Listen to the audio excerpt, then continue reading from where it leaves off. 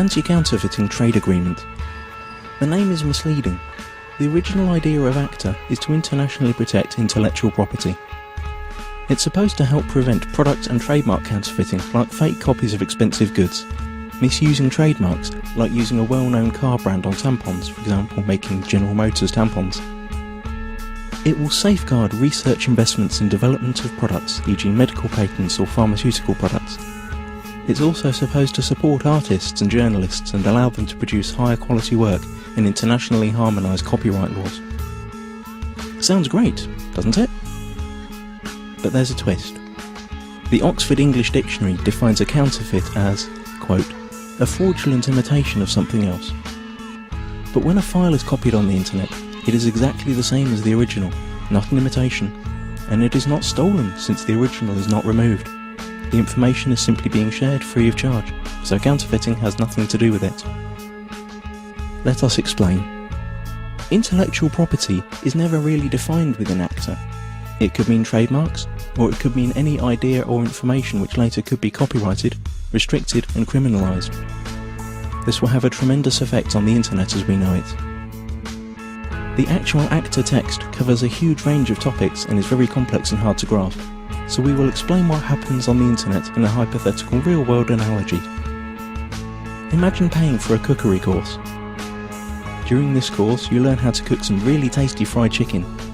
Then you return home and teach the recipe to your wife. But here's the catch.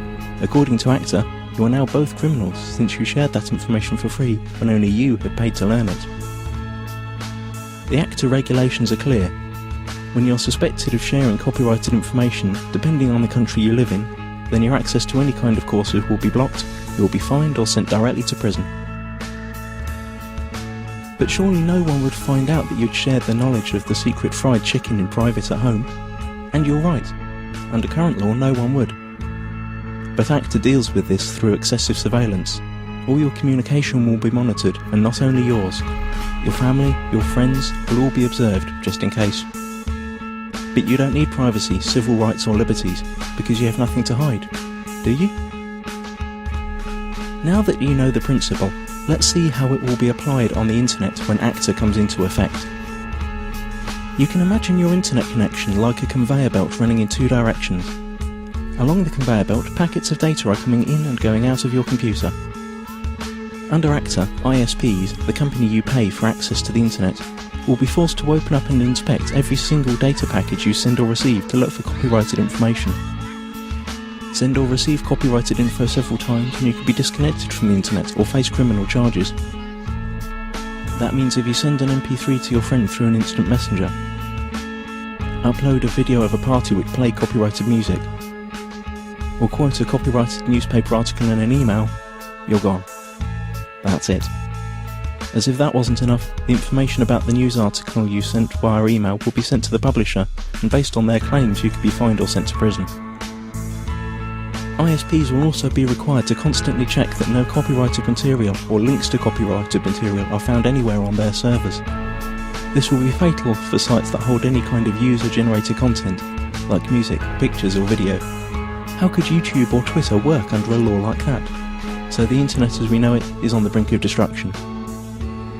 But at least you'd think that the money from all these lawsuits would benefit creative people.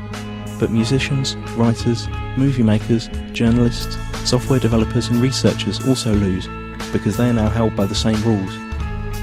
Protected ideas now can't be reused, refined or developed any further. Even parts of sentences could be protected and made restricted by copyright. The whole agreement only benefits a small part of the industry, the so-called content mafia. Media publishing companies like the RIAA and the MPAA, who have long tried to solve the internet problem that threatens their obsolete business model. Acta is the result of their lobbying within the governments that participate in the negotiations. Latest leaks indicate that techniques that bypass the planned content filter and blocking infrastructure will also be made illegal. And the worst thing? It's all done in secret. If you're European, it's even being done by people who haven't been elected by the public. You've already seen where this is heading on YouTube. Videos are unavailable in certain geographical areas. This obsessive copy protection is also a great tool for information suppression. Once all the internet filters and blocking techniques are in place, virtually all information tagged as copyright could be suppressed. Maybe your critical blog or Twitter account, or the video you made about rigged elections and environmental catastrophes, or even the pictures of your kittens. Okay, maybe not your kittens. Not unless you painted a Coca-Cola logo onto their fur. This all sounds unbelievable for everyone who's had even a small glimpse of how the net works. But remember, those who work on the agreement might not have any clue what the internet is about. And once the treaty is signed, their rules will have to be implemented.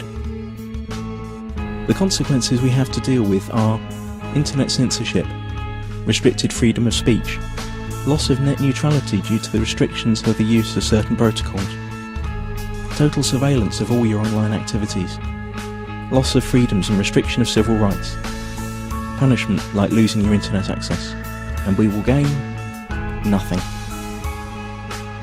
The time to act for the internet is now. Google Acta. Load your tweets and photoshops, let it be known that no one messes with the internet, and take it to the streets. Stop the Kraken.